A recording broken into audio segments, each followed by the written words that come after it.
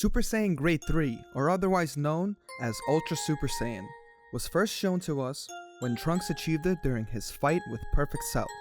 This form would showcase the highest power ever shown from a Saiyan thus far. There are several descriptions of the grade that state it's a Super Saiyan with overwhelming power that far surpasses even Grade II. But the enlarged muscles get in the way and kill speed. In other words, it could be called the transformation that relies too much on power. Another flaw is that its energy consumption is too intense. It is somewhat difficult to tell the difference between grades 2 and 3 though. So comparing grades side by side, we can see that there's a slight difference in body mass increase, and that their hair also becomes slightly longer, standing up more towards the end tips. In the anime and manga, while Trunks and Perfect Cell fought, we were shown a scene or several panels of Goku's and Gohan's training progress in the Room of Spirit and Time. Goku will go on to show us that he has also achieved Super Saiyan Grade II, but that he can go one step further and continues to power up into Grade III. As we were told throughout several guidebooks in the descriptions of this form, we would also hear the same description from Goku, and how this would not be the best way to defeat Cell in his current form. No, I can't beat him, son. Not like this. What? But your power! It's not enough. Sure, it's gone up. But these bulky muscles are also gonna make it hard to move very fast. And against a monster like Cell, I can't afford to lose a step. All the raw power in the universe won't do me any good if I can't catch my opponent.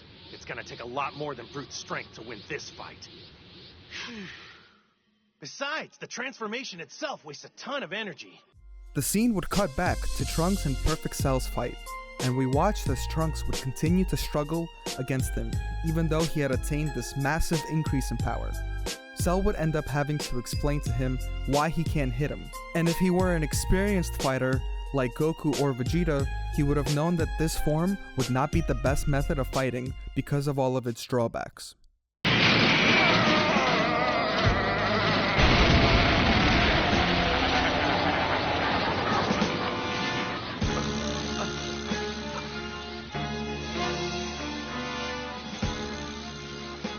Makes for an impressive display, certainly, but if your opponent has any kind of speed, worthless. In 2007, Shueisha released the Dragon Ball Legend of Manga guidebook, where they state that this grade, or state of Super Saiyan, has a 10 times multiplier to Super Saiyan's original 50. So attaining Grade 3 gave Trunks a 10 times power increase, giving him an even higher multiplier than Super Saiyan 3. But this is where it becomes controversial. Yet we have to remember that this grade is also very, very slow, bulky, and it drains the user's stamina very quickly too.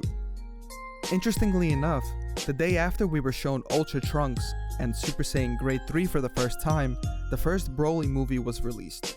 In that movie, when Broly finally went into his full powered state, he would look identical to Trunks, in that both of their muscles increased drastically and they had an incredible power output as well.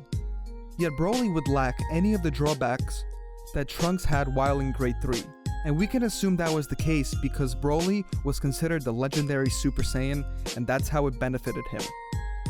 More so, back to the 10 times multiplier, we saw Broly take direct hits from 4 Super Saiyans and none of this would faze him. But we'll dive into Broly and his legendary feats in a later video. Medically speaking, Super Saiyan Grade 3 can be described as an immense increase in muscular hypertrophy and having a higher energy output. That massive strength increase can actually be seen with people on bath salts, as the drug would produce similar stimulant effects to that of Adderall or MDMA. And according to the National Institute on Drug Abuse, bath salts is said to be 10 times more powerful than cocaine. So you can imagine the users of bath salts would exhibit great feats of strength because of the delirium caused by the drug. Now what about the stamina issues of Grade 3? Or why it's so slow? How can that be explained? Well, try to imagine a professional bodybuilder, say Arnold Schwarzenegger in his prime, trying to run a 5 or a 10K compared to that of a professional runner's physique. All that extra body mass that Arnold had would be slowing him down, even though his body was in a prime physical state.